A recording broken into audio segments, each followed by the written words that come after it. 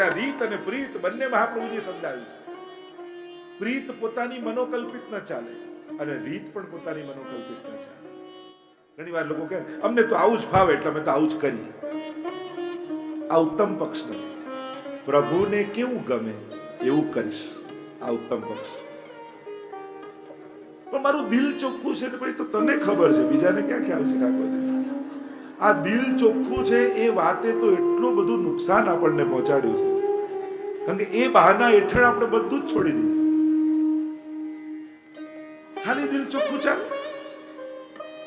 તમે પાડોશીમાં કોઈ રહેતું હોય, તમે એને દિલથી પ્રેમ કરતા હો, પણ ક્યારે બે ચાર પ્રસંગે પણ કહેવા ના જાઓ કે કંઈ પણ કામ હોય તમને કહેજે, આમ કરજે. એને શું લાગે આ પાડોશી તો નકામો છે. એના કરતા તમને જરાય ન ગમતો હોય તો દિવસમાં રોજ પૂછવા જાઓ, કાંઈ પણ કામ હોય ને અમે બેઠા છીએ, પછી ભલે બેઠા જ રહેવાના હોઈએ. તો પેલા અમારા જો પાડોશી તો વ્યવહાર બી ક્યાંક કામ કરે છે. બીજું કાંઈ ન કરો, ખાલી દિલ ચોખ્ખું. જો અભિવ્યક્તિ ઉત્તમ હોવી જોઈએ. તમને કોઈના માટે બહુ સ્નેહ હોય અને આવવાનો હોય ને તમે એના માટે ગુલાબજાંબુ બનાવો અને પેલો કે મને બહુ હેવી ડાયાબિટીસ છે, લોકો બહુ સાચા દિલથી તારા માટે બનાવે છે, બહુ પ્રેમથી બનાવે, પણ તમે લેવડાવશો તો તમારો પ્રેમ એને નુકસાન જ કરવાનો છે. એટલે કેવલ શુદ્ધ ભાવ જ પૂરતું નથી, ઉત્તમ અભિવ્યક્તિ પણ હોવી જોઈએ. કારણ કે ઉત્તમ ભાવની પણ અધમ અભિવ્યક્તિ અપ્રિયતા પ્રગટ કરે છે. તમારું દિલ ગમે તેટલું ચોખ્ખું હોય પણ તમે એની જોડે વ્યવહાર જ એવો કરો કે એને અપ્રિય થઈ જાય. અને એટલા માટે રીત અને પ્રીત બંને જરૂરી છે. અને એટલા માટે ખાલી દિલ ચોખ્ખું છે એ નામ હેઠળ બધું મૂકી નહીં દેવું. મહાપ્રભુ ગીતાજીમાં તો ભગવાન કહે છે યહ શાસ્ત્ર વિધિ મુત્સૃજ્ય વર્તતે કામકારત સિદ્ધિ વાપનોતી ન સુખમ ન પરામ ગતિ. શાસ્ત્ર વિધિને છોડી મનોકલ્પિત રીતે જે કરે છે એને સુખ નથી મળતું, એને પરમ ગતિ નથી મળતી. અને એટલા માટે શાસ્ત્ર વિધિને જાણવું. સેવા કઈ રીતે થાય, કઈ રીતે ભોગ ધરાય, કઈ રીતે શૃંગાર ધરાય, દરેકનો એક વિવેક છે. કદાચ કઈ ભૂલથી રહી ગયું તેમાં દોષ નથી, પણ ઉત્તમ રીતે ન કરવાનો ભાવ એ આપણી શિથિલતા છે. અને એટલા માટે એને આપણે દિલ ચોખ્ખું છે એ ભાવ હેઠળ બધું છોડી. પત્રમ પુષ્પ, લોકો શ્લોકો ગોખી લે, પત્રમ પુષ્પમ ફલમ તોયમ, જો પ્રેમથી. પણ કોના? ભક્તિ રૂતમસના, મારા ભક્તના. શબરી આપણે નથી કે આપણે એઠા બોર ધરાય. આપણે તો ભક્ત બનવાની પ્રોસેસમાં છીએ. આપણે ભક્ત ક્યાં થઈ ગયા છે? હા, તમને ઠાકોરજી આવીને કહી દે ને પર્સનલી કે હું ભાવનો ભૂખ્યો છું, તું કાંઈ નહીં કરે તો ચાલશે, તો કંઈ ના કરતા. અને જ્યાં સુધી ન કહ્યું હોય ત્યાં સુધી બધી જ વિધિ પ્રોસેસ ફોલો કરવી. Respect the process. પ્રોસેસને માન આપતા શીખીએ દરેક વસ્તુ. એમાં શું થઈ ગયું, એમાં શું થઈ ગયું, એમાં શું થયું, આપણે દિલથી ભાવ છે. કોઈ કે મારું દિલ ચોખ્ખું, તારા પાડોશીને પૂછ તો ખબર પડે. દરેકને પોતાનું દિલ તો ચોખ્ખું જ લાગતું હોય.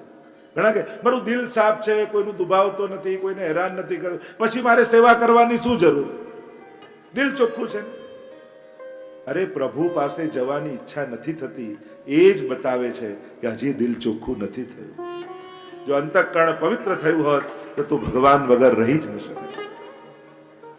અને એટલા માટે પોતાને જજ નહીં કરી લેવા સીધા કે મારું દિલ ચોખ્ખું છે. દુનિયાના દરેક લોકોને દિલ પોતાનું ચોખ્ખું જ લાગે. એના માટે બીજાને પૂછવું પડે, આપણે ના કહેવાય. આ બધી વસ્તુ એવી છે આપણને ના દેખાય. જો આ પાપની તકલીફ જ છે ને, આપણને દેખાય નહીં અને બીજા બતાવે ગમે નહીં તો કાઢવા કઈ રીતે? શરીરના રોગ થયા કોઈ પૂછે ને તો મને ગમે એમ. તમે તાવ આવે ને કોઈ ફોન કરીને પૂછે કે આવો કેમ, ના હવે સારું છે દવામાં, પણ મનના રોગ માટે કોઈ પૂછે તો ગમે? હમણાં તમારો ક્રોધ બહુ વધી ગયો છે નહીં? ડાયાબિટીસ વધુ એ પૂછે તો ગમે, પણ ક્રોધ વધુ એ ગમે? હમણાં થોડી ઈર્ષા વધી ગઈ લાગે છે, ગમે? મનના રોગની કોઈ વાત કરે તો ન ગમે, તો આને ઈલાજ કરવો કઈ રીતે? અને એટલા માટે કેવલ દિલ ચોખ્ખું છે એવું કહેવું એ પોતાની જાતને છેતરવા બરાબર છે. ઘણી વાર સારા સારા શબ્દોના પ્રયોગ કરીને આપણે આપણી જ જાતને છેતરતા હોય, આપણા જ કમજોરીઓને દુર્ગુણોને ઢાંકતા હોય. લડવાની તાકાત ના હોય તો આપણે એના જેવું કોણ થાય, જવા દો. ચોખ્ખું કેમ લડવાની તાકાત નથી એની સાથે? મૂળ વાત એ છે સારા શબ્દોના કપડા પહેરાવી આપણી અનાવડત અથવા અસમર્થતાને ઢાંકો નહીં. ના, જે રીતે મહાપ્રભુજી આ ભલે થોડું કરીશ પણ એ વિધિ પ્રમાણે કરીશ. મને આવું ગમે, મને આવું, પણ તને ગમે, ઠાકોરજીને ગમે છે? આપણે ગમે તેવા વાઘા પહેરાવી દઈએ, આપણે ગમે તેવું ધરાવી દઈએ, જોવામાં સારું લાગે એ જ સેવા નથી. પહેર્યું હોય એને સારું લાગે, એને સેવા કહેવાય. આપણે તો માનસિંહની વાર્તા આવે છે વાર્તા સાહિત્ય. રાજા આવ્યા મથુરા દર્શન કરવા માટે, ને જે મંદિરે જાય બધાને ખબર પડે રાજા દર્શન કરે એટલે ભર ઉનાળો અને જરીના વાઘા અને ભારે ભારે શણગાર ધરાવી દે. રાજા જોઈને ખુશ થાય. બધે દર્શન કર્યા, માનસિંહને ક્યાંય આનંદ આવે. કોઈએ કહ્યું કે આ ગિરિરાજજીની ઉપર દેવ દમન શ્રીનાથ વિરાજે છે, અને દર્શન કરવા માટે ઉષ્ણકાલના સમયમાં અક્ષય તૃતીયાના દિવસો હતા, અને જ્યાં દ્વાર ખુલ્યા રાજભોગના, ફુવારો ચાલતો હતો, અત્તરના છડકાવ હતા, ખસના પડદાઓ લાગ્યા હતા, પ્રભુએ હલકા વાઘા અને વસ્ત્ર પહેર્યા હતા, ચંદન ધારણ કર્યું હતું. દર્શન કરતા જ મનમાં એવી હાસ થઈ કે રાજા એટલું બોલ્યા કે બાકી બધે તો પ્રદર્શન છે, દર્શન તો અહીંયા થઈ રહ્યા છે, જ્યાં પ્રભુના સુખનો વિચાર છે. સેવ્યના સુખનો વિચાર એને જ સેવા કહેવાય. ખાલી જોઈને સારું લાગે સેવા નથી. અને એટલા માટે જ કેવા વાઘા ધરાવાય, કેવા વસ્ત્ર, કેવા શૃંગાર ધરાવાય. ના અમે તો નાથદ્વારાથી લાયા છે. તો નાથદ્વારા બધું કઈ પુષ્ટિ માર્ગનું મળે જરૂરી નથી. એ તો બજાર હોય તો બજારમાં તો બધું મળતું હોય. આપણે મહાપ્રભુજીની રીત પ્રમાણેનું શોધીને લાવવાનું. આપણે ત્યાં જો પેલા ફ્રોક જેવા વાઘા નથી આવતા, વાઘે એવા મુગટ નથી આવતા, માળાઓ કેવી ધરાવાય. પ્રભુ તો અતિ કોમલ છે. એ કોમલતાના ભાવ વગર જો સેવા કરવા જશો તો ક્યાંક ચૂકી જશો. તો મહાપ્રભુજીની સેવા રીત અને પ્રીત બંને મહત્વની છે.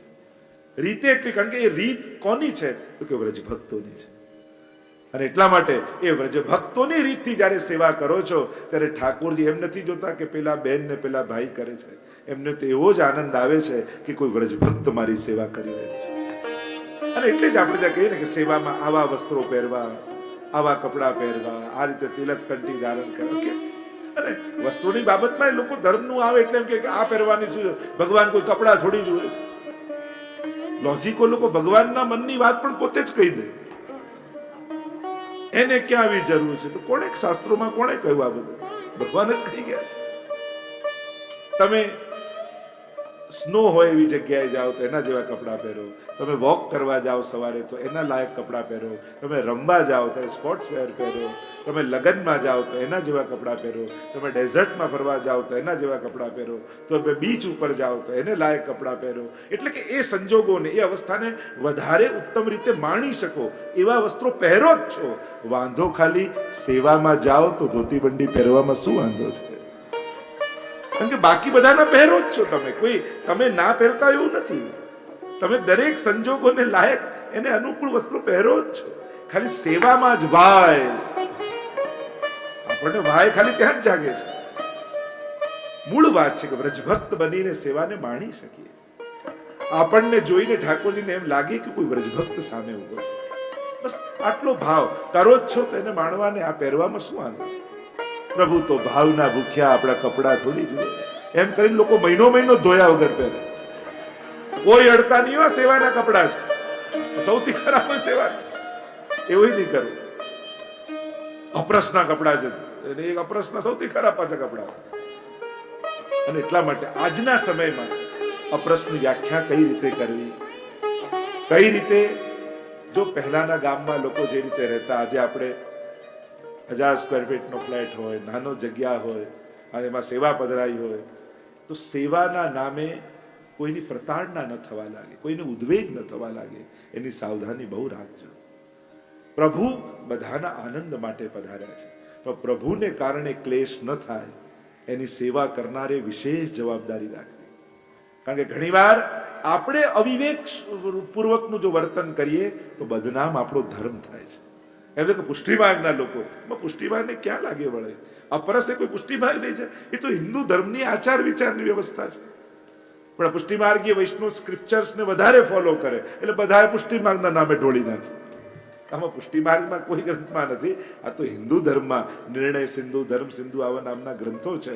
અને આખી હિન્દુની એક જીવન પ્રણાલી કેવી હોય એ પ્રકારની બધી વ્યવસ્થાઓ છે.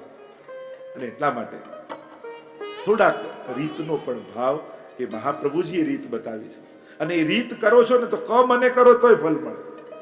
તમે જોબ પર ગયા હો, તમારું કામ કરવાનું જરાય મન ના હોય, પણ એ ખુરશી પર બેસો તો પગાર મળે કે નહીં? એમ ક મને પણ ઠાકોરજી સન્મુખ બેસો ને તો સેવાનું ફળ તો મળે. કારણ રીત તમે મહાપ્રભુજીની કરી રહ્યા છો.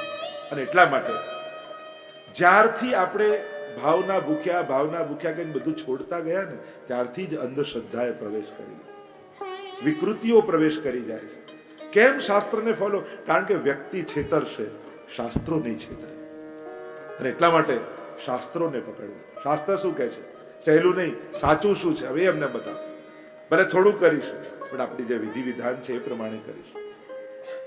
જે દેવતાની જે રીતે ઉપાસના થતી હોય એ રીતે જ કરાય. તમે ઠાકોરજીને પલ્લામાં પધરાવો પણ મહાદેવજીને પલ્લામાં પધરાવીને ઝુલાવો તો એ ગભરાઈ જાય કે મારી જોડે કરે છે શું, આ તો અજન્મા ને અમર છું, ક્યારે આમાં બેઠો નથી ક્યાંક. એનું અપમાન છે ને એક રીતે. ઘણી વાર હિન્દુ ધર્મ સિવાય બીજા કોઈ ધર્મ વાળા આપણા દેવી દેવતાનું અપમાન કરતા નથી. આપણે જ કોઈ પણ દેવતાનો ઉત્સવ હોય એને ક્રિકેટરે બનાવી દઈએ, એને પાયલોટે બનાવી દઈએ, ડોક્ટરે બનાવી દઈએ, કાર્ટૂનનું કોઈ કેરેક્ટર બનાવી દઈએ. વિચાર તો કરો, જેનું ઉત્સવ છે એની સાથે કેવી રમત આપણે કરીએ. મૂળ વાત છે ને ડિગ્નિટી જાળવવાની. આ કોઈ રમવાનો ખિલોનો નથી, આ કોઈ દેવતા છે. તો દેવતાનું સન્માન કેવું રાખવું જોઈએ એ આપણે બધાએ વિચારવા. એ રીતે ઠાકોરજીની જયારે વાત આવે ત્યારે એનો અહોભાવ, એટલે કોઈ બી દેવ દેવતાની વાત હોય બધા આદરણીય છે, સત્કારનીય છે, એની જોડે રમત ન કરાય. એની ડિગ્નિટી જે રીતે જળવાવી જોઈએ એ રીતે જાળવીને જ એનો ઉત્સવ મનાવે. પણ આપણે જયારે એને રમતનું, આપણા મનોરંજનનું, આપણને મજા આવે એવું સાધન બનાવી દઈએ તો શું એ પ્રસન્ન થશે કે નારાજ થશે? એ આપણે ચિંતન કરવાનું છે, વિચાર આપણે બધાએ કરવો જોઈએ. અને એવી તો ઘણી ઘટનાઓ છે પણ આપણા સમાજે ચિંતન કરવાની છે કે જે દેવતાઓ પદ પર છે, જે ભગવાન પદ પર છે, એમની ડિગ્નિટી ડાઉન ન થાય એના માટેનું ચિંતન રાખવું. તો રીત અને પ્રીત બંને જરૂરી છે. તસ્માત શાસ્ત્રમ પ્રમાણમ તે કાર્ય વ્યવસ્થિત. ગીતાજીમાં ભગવાન એટલે કે શાસ્ત્રો પ્રમાણ છે, શું કરાય ને શું ન કરાય. મને આવું ગમે એટલે હું આવું જ કરું. જો આ રીતે ચલાવવાનું હોય તો દુનિયામાં દરેક માટે એક નવો ધર્મ પેદા કરવો પડે. પછી તો આતંકવાદીઓ બી ધાર્મિક છે કે અમને આવું ગમે છે, અમે આવું કરીએ, અમને આ સાચું લાગે છે. આપણા મનથી સત્ય અસત્ય નક્કી કોણ કરે? તો કે આપણા શાસ્ત્રો. હું કરું છું એ પાપ છે કે પુણ્ય, મારે ચેક ક્યાં કરવાનું? કે શાસ્ત્રો પાસે, સ્ક્રિપ્ચર્સ પાસે. સ્ક્રિપ્ચર કે આ પુણ્ય કહેવાય ને આ પાપ કહેવાય, એનાથી નક્કી થાય. અને એટલા માટે કેવલ પોતાના લોજિક ઉપર આપણું જીવન ચાલતું નથી. ક્યાંક કોઈનો સહારો લેવો પડે અને એ છે આપણા શાસ્ત્રો. અને એટલા માટે શાસ્ત્ર જે વાત કે એને સ્વીકારીને આગળ વધવું. તો જે ચર્ચા કરીએ શ્રી મહાપ્રભુજીએ વ્રજભક્તોની રીત અને પ્રીત બંને પ્રગટ કરી. અહીંયા કુંભનદાસજીને, રામદાસજીને સેવાનો પ્રકાર સોંપ્યો. કુંભનદાસજી આવ્યા પત્ની સાથે. મહાપ્રભુજીએ કંઈક માંગો. પત્ની કહ્યું મારે બાલક નથી, બાલક થઈ જાય એવી કૃપા કરો. મહાપ્રભુજી કહે એક નહીં તારે 7 દીકરા થશે. બહાર આવ્યા ને ત્યારે કુંભનદાસે કહ્યું અરે જે ઈશ્વર આપવા સમર્થ હતા એની પાસે સંસાર માંગ્યો હતો. અરે તમારે જે જોઈતું હોય તમે માંગો, મારે જે જોઈતું મેં લઈ લીધું. મહાન પાસે તુચ્છ માંગવું એ પણ મૂર્ખતા છે. જે ભગવાન આપવા સમર્થ છે એની પાસે સંસાર માંગવો એ ક્યાંક ગેરસમજ, નર સમજ છે. અને એટલા માટે પ્રભુ પાસે જ્યારે જાઓ ત્યારે કંઈક નાનું માંગીને ના આવતા. જે તમારી બુદ્ધિથી અને મહેનતથી મેળવી શકો એ માંગીને ના આવતા. પણ જે બુદ્ધિ અને મહેનતથી ન મળે એવી કોઈ ઈચ્છા રાખે. અને જે મહેનત અને બુદ્ધિથી નથી મળતું, દુનિયામાં સૌથી સસ્તી વસ્તુ એ છે જે પૈસાથી ખરીદી શકાય છે. પણ જે વસ્તુ પૈસાથી નથી ખરીદી શકાતી એ બહુ દુર્લભ હોય છે. તમે પૈસાથી કોઈ વ્યક્તિ કે વસ્તુને લઈ આવો પણ એ વ્યક્તિનો પ્રેમ જીતો એ પૈસાથી ન થાય. અમુક વસ્તુ માંગીને ન મળે એ તો મેળવવી પડે. સન્માન છે માંગીને લો મજા જ ના, એ તો મેળવવાનું. પ્રેમ છે માંગીને લો મજા જ ના, એ તો મેળવવાનું. અમુક વસ્તુ મેળવવી પડતી હોય છે. તમે દવા લાવી શકો, સ્વાસ્થ્ય થોડી મેળવી શકો છો. તો જીવનની આ ઘણી જ છે રીત અને પ્રીત બંને મહાપ્રભુજી શીખવાડી છે. અને મહાપ્રભુજી ઠાકોરજીનો બધો જ સેવાક્રમ નક્કી કરી અને ત્યાંથી શ્રી મહાપ્રભુજી પૃથ્વી પ્રદક્ષિણા કરવા માટે આગળ પધાર્યા. અને હવે પ્રભુ શ્રીનાથજી બાબા ગિરિરાજજીની ઉપર બિરાજ્યા છે. સારસ્વત કલ્પમાં જે કૃષ્ણ ચરિત્ર ને કૃષ્ણ લીલાઓ થઈ એવી જ લીલાઓ હવે શ્રીનાથજી બાબા કરવા લાગ્યા. ત્યાં પણ સખાઓની મંડળી ઠાકોરજી બનાવી લીધી. કુંભનદાસ આદિ સખાઓને પોતાની માખણ ચોરી આદિમાં જોડી લીધા. અને હવે તો પાછા વ્રજભક્તોને ત્યાં જેમ સારસ્વત કલ્પમાં માખણ ચોરી કરવા જતા એવી રીતે માખણ ચોરી કરવા જવા લાગ્યા. અનેક અનેક પ્રસંગો આવે છે. પાથો ગુજરીનો પ્રસંગ આવે છે. માથામાં રોટલી લઈને જઈ રહી છે. ઠાકોરજી કુંભન બપોર પડે એટલે કુંભનદાસના ઘરે પધારે શ્રીનાથજી બાબા, કે કુંભન ચલ ખેલવે છે, અને કુંભનદાસજી પણ સાથે જોડાઈ જાય. બંને ઝાડની પાછળ સંતાઈને ઊભા છે, અને આ પાથો માથામાં રોટલી લઈને જઈ રહી છે પતિને ખવડાવવા માટે. ઠાકોરજી આવે, એને કહેવા લાગી એટલા આટલા ગરમીના દિવસ છે, થોડી જલ તો પી લે, એટલે જલપાન કરાવો. અને જલપાન કરાવવા જાય, જ્યાં રોટલી મૂકે છાનામાના ઠાકોરજી બે રોટલી કાઢી લે, અને પાછો તો ત્યાંથી આગળ જતી જાય. કુંભનદાસ કહેવા લાગે, અરે પ્રભુ આ શું કરો છો, મને માર ખવડાવશો? આપને જોઈએ એટલો ભોગ ધરવા અમે તૈયાર છીએ, પછી આ ચોરીને કેમ ખાવ છો? ત્યારે ઠાકોરજીને થાય, ઠાકોરજી કે તમે ધરો એના કરતા હું ચોરીને ખાઉં ને, એમાં રોટલી બહુ મીઠી લાગે, એટલે તું એક ખા. એક કુંભનદાસને આપી, એક શ્રીનાથજી બાબાએ લીધી, બંને આરોગવા લાગે. કુંભન કે આ તો ઠીક નથી. ત્યારે ઠાકોરજી કહે, આ જેટલી ગુર્જરીઓ છે ને, એ સવારે જ્યારે ભોજન બનાવતી હોય ત્યારે ભોજન બનાવતા બનાવતા મને યાદ કરતી હોય, અને એમ થાય કે અમે જે પણ કાંઈ પણ બનાવીએ છીએ એ પ્રભુ તારા માટે છે, તને ભોગ ધરવા માટે છે, પણ એને સંસારના બંધન છે, મારી પાસે આવીને મને આરોગાવી નથી શકતી, એટલે હું કૃપા કરી એમની મનોરથોને પૂરા કરવા માટે એની સામગ્રી ચોરી અને અંગીકાર કરું છું, એમના મનોરથોને પૂરા કરું છું. ખેમો ગુર્જરીનો પ્રસંગ આવ્યો, માથે દૂધની મટકી લઈને જાય છે, અને ઠાકોરજી કુંભનદાસને કહે છે, જો આનું દૂધ આજે આપણે ચોરી. રસ્તામાં આવીને જોર જોરથી પગ ઊંચો લઈને કૂદવા લાગ્યા, અરે મેરે પગ મેં કાંટો લગ ગયો, કાંટો લગ ગયો, કાંટો લગ ગયો. અને પેલી ખેમો જુએ કે અરે પ્રભુ આપના પગમાં કાંટો, લાવું કાઢી દો. ઠીક છે કાઢ. અને જ્યાં પેલી નીચે વળે અને આમ કાંટો જુએ ને ઉપર જે દૂધ હોય એ ઠાકોરજી પાન કરવા લાગે મટકીમાં. અને જ્યાં મટકીમાં દૂધ અડધું થઈ જાય એટલે કે શું, મારો પગ છોડતો ખરી, ક્યાં સુધી પકડી રાખીશ, ચલ જા, એમ કરીને બગાડીને એના મનોરથોને પૂરા કરે. ગોપાલદાસ ગ્વાલનો પ્રસંગ આવ્યો. ઠાકોરજી આ બધા ઉપર અનેક પ્રકારથી કૃપા કરી રહ્યા છે. ઠાકોરજી ગૌચારણ કરવા માટે, જ્યારે ગોપચારણ કરવા માટે જતા હોય, આ બધા ગ્વાલ બાલ એની સાથે ઠાકોરજી જોડાઈ જાય. રસ્તામાં ઉભા રહીને કે मैं बड़ो भूख्यो हूं, मेरे पास भोजन नहीं है, क्या करूं? तेरे गाय को धो के दूध पी लो. ठीक है. અને ઠાકોરજી ગાયનું દોહન કરીને દૂધપાન કરે છે. વ્રજવાસીઓના મનોરથોને ફરી સારસ્વત કલ્પની જેમ મનોરથોને પૂર્ણ કરી રહ્યા છે. એક નવી નવી વહુ પરણીને આવી છે ઘરમાં, અને પરણીને આવી એટલામાં તો એમની જે સારામાં સારી વધારે દૂધ આપનારી ભેંસ હતી એ ખોવાઈ ગઈ. સાસુને છીકણીની આદત, અને એની ડબ્બી પણ ખોવાઈ ગઈ. એટલે ક્યાંક કંઈક થાય એટલે સાસુએ ટોપલો ઢોળ્યો. ઓહો, તમને તો ખબર, આના પગલા પડ્યા અને બધું અપસુકન થવા લાગ્યું. પેલી ગભરાઈ, અરે હજી તો એક જ દિવસ થયો ને આવા અમંગલ થાય, અને ક્યાંક મારી છાપ પડી ગઈ કે આ તો અપસુકનિયાર છે, તો જે કાંઈ પણ ખરાબ થશે બધું મારા માથે ઢોળશે. શું કરું? હે શ્રીનાથજી બાબા, હે ગિરિરાજ, હે ગોવર્ધનનાથ, આપ કંઈક મારી ભેંસને શોધીને લાવી આપો, નહીં તો આ મારી સાસુ મને છોડશે નહીં. અને રાતનો સમય થયો. ઠાકોરજી શોધવા નીકળ્યા માટે ભેંસને, ભક્તોના મનોરથો પૂરા કરવા પધાર્યા છે. આ ભોળા વ્રજવાસીઓ કોનું શરણ લે, કોની પાસે જાય? કાંઈ પણ થાય એટલે શ્રીનાથજી બાબાને યાદ કરે. ઠાકોરજી વનમાં શોધતા શોધતા જ્યાં ગાય ઉભેલી જોઈ, સિંહ આવ્યો હતો, અને સિંહને ભગાડ્યો ઠાકોરજીએ, અને ભેંસનો કાન પકડી ખેંચતા ખેંચતા ખેંચતા ખેંચતા એના જે ગૌશાળા હતી એ વહુની, એ સાસુની, ત્યાં મૂકી આવ્યા ઠાકોર. અને વહુએ જ્યાં તકિયો ઊંચો કર્યો તો તકિયા નીચે છીકડીની ડબ્બી મળી. તો બંને વસ્તુ જ્યાં બહાર રહી જોઈએ તો ભેંસે ઊભી છે, ડબ્બીએ. અરે મારી વહુ તો બહુ સુકન્યાર છે. જો ને એના પગલા પડ્યા તો આ ભેંસે મળી ગઈ અને છીકડી ડબ્બી થઈ ગઈ. અને ત્યાં તો વહુએ મનોરથ કર્યો હતો, એ શ્રીનાથજી બાબા ભેંસ ગૂંથી આપશો ને તો 10 શેર માખણ આપને વારો. અને શ્રીનાથજી બાબા બીજા દિવસે આવ્યા બપોરના સમયે, દધી મંથન કરતી હતી, માખણ બટેરામાં કાઢતી હતી, અને શ્રીનાથજી પ્રગટ થયા. દેખ, तूने मुझको वचन दियो तो 10 शेर माखन खवाई. हाँ लाला, तूने तो मेरे मनोरथ पूरे कर दिए, भैंस ढूंढ के ला दी, मेरे पर बड़ो उपकार किया. तू रोज आवजे, હું તને રોજ 1 શેર માખણ ખવડાવીશ, અને મેં મેરે અપને હાથ સે ખવાઉં. અને ઠાકોરજી બિરાજી ગયા એની ગોદમાં, અને પેલી ગુવાલણ પોતાના હાથેથી લાલનને માખણ આરોગાવતી જાય. શ્રીનાથજી બાબાને પોતાની સામગ્રી આરોગાવતી જાય અને પોતાના મનોરથોને સિદ્ધ કરતી જાય. એવી કૃપા ઠાકોરજી આના પર કરી, એના મનોરથોને પૂર્ણ કર્યા.